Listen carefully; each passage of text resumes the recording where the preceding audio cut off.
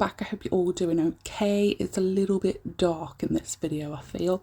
Like the lighting's a bit pants, because I think it was night time when I recorded this, but it is what it is.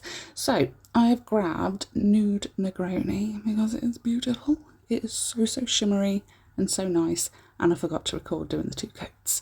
But we've done 2 coats on the thumb, index and ring finger, and then I've grabbed Divine Noel. It's like the perfect green. So that is going on the pinky, I think. Yes, the pinky.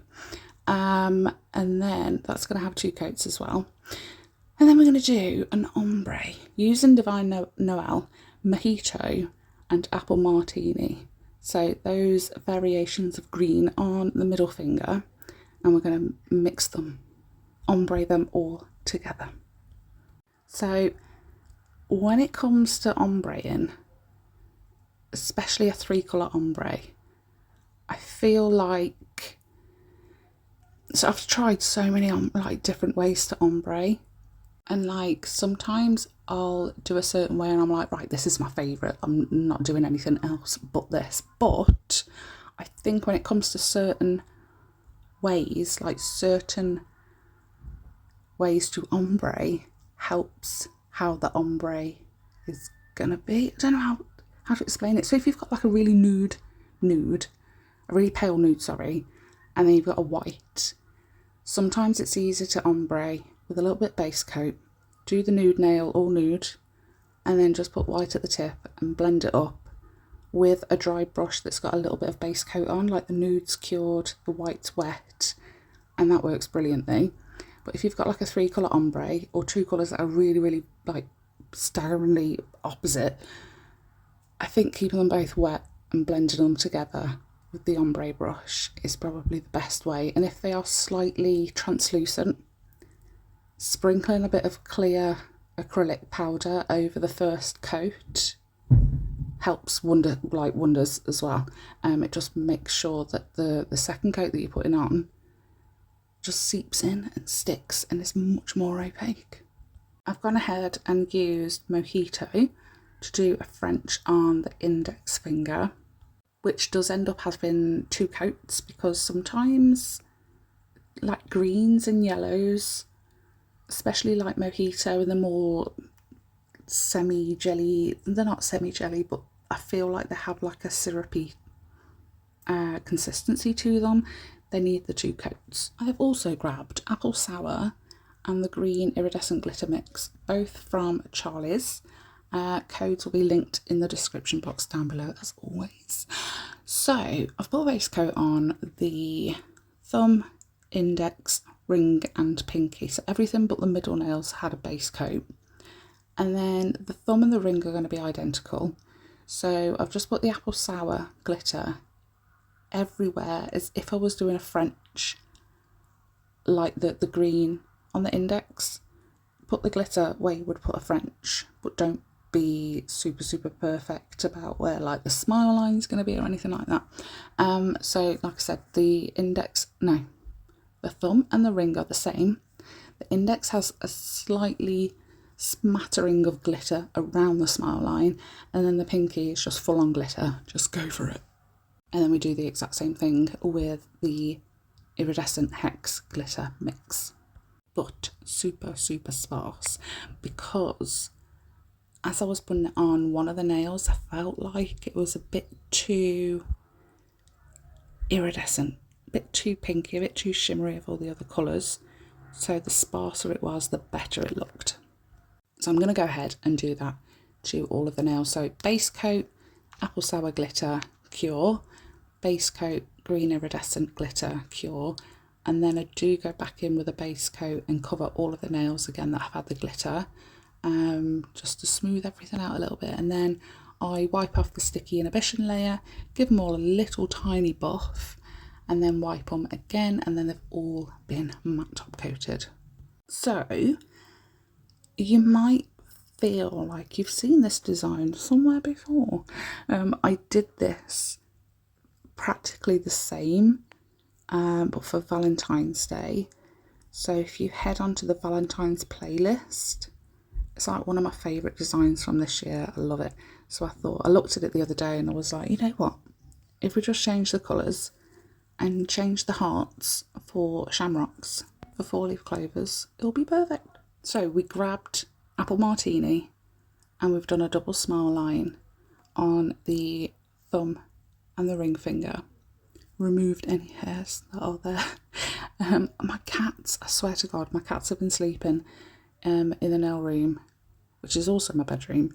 And I feel like in the night they must jump up on my desk. They've got to.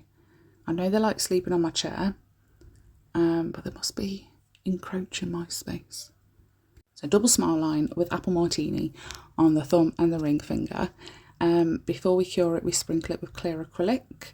And then once it's done a full cure, I just get a scrubby brush, a nail scrubby brush, and I remove any of the excess. You want to make sure that you're sprinkling enough clear acrylic on so that the gel polish soaks up the clear acrylic. If it's still shiny when you put it in the lamp, you need to put a little bit more clear acrylic on it. And then we're just going to go to town and paint a load of 4-leaf clovers all over those smile lines, all over the index finger that actually has the French, and all over the pinky nail as well. And once you've done do one clover at a time. So do the clover, sprinkle some clear acrylic, give it a cure, scrub, scrub, scrub. Next clover, sprinkle, cure, scrub. I will say, when you are painting, so the smile line that we put clear acrylic over, and then I wanted to put the clovers on. When I put the paint on, and I have noticed it a few times before, but it's a lot less noticeable when it's a 4-leaf clover because it's not super intricate. The gel polish kind of wants to do its own thing over the top of that matte French line. It kind of goes where it wants to go.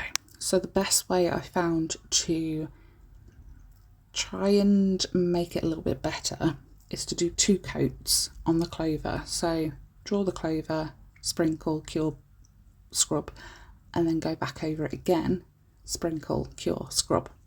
So it's a little bit more layered, and it does take a lot of time, but then you've got an actual textured 4-leaf clover nail, and I loved it. I do really enjoy making like 3D textured nails. I just have a major problem when it comes to wearing them, and I don't know why. I like my nails to be smooth, so even like now, I've got some stickers on, and I can tell that I only did one base coat before I put the top coat on one of the nails, because I can feel it. You know, like Princess and the Pea. It's like that. I can feel it. For some reason, I'm okay with like sweater nails or little tiny bit of glitter in the acrylic. I don't mind that. So like Christmas nails and autumnal nails, fall nails, I really don't mind. But for some reason, things like this, I can't wear. But we are pretty much nearly done. It is literally just time to bling it up a little bit. And we are nearly done. So I've grabbed some light green and dark green AB rhinestones. I think these are from Shein or Team. No, they're definitely from Shein. I remember now. And then I've grabbed some gold caviar beads as well. They were like a last minute thing. So I put the small little dark green, light green AB crystals all over the thumb, index and ring finger.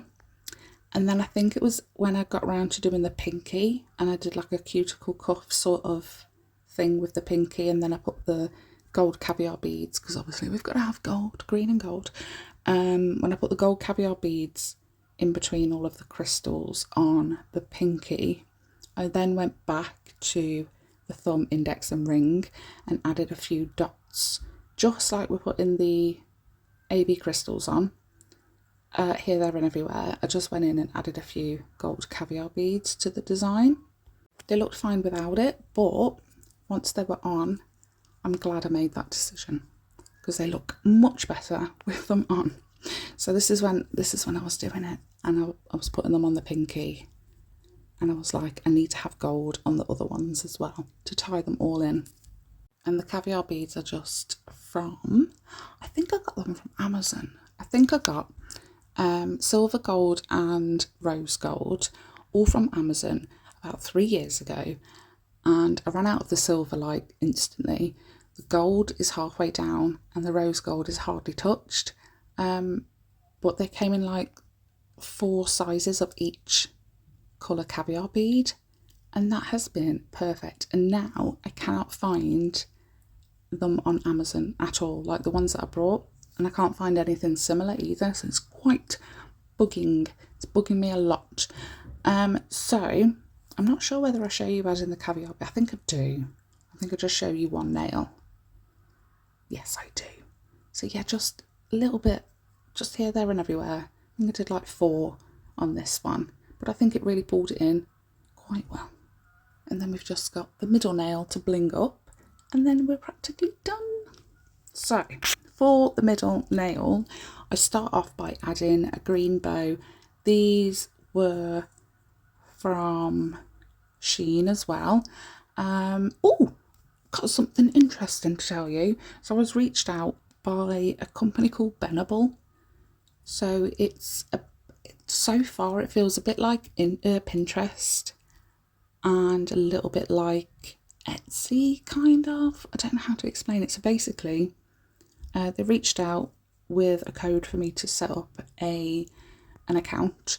I list on my profile all recommendations. So everything that I've ever used and ever loved is listed in sections on my Benable profile, where you then, it will take you straight to the website. They have a Chrome extension as well. Take you straight to the website and then you can purchase them. And I mean, it's literally for anything, not just like nail stuff. It's clothes, it's beauty products, it's holidays, it's restaurants, it's footwear, it's art supplies. There is a profile that someone has created for anything. So everyday stuff, it's on there. So I'll leave that link down below, along with all the description, all the discounts and all the links that you need if you wanted to recreate this, or you saw something that saw something that you liked in this video. But I hope you liked it. Thanks so much for watching. Let me know what you think. Don't forget to hit like and subscribe if you haven't already, and I'll see you all in the next one. Bye.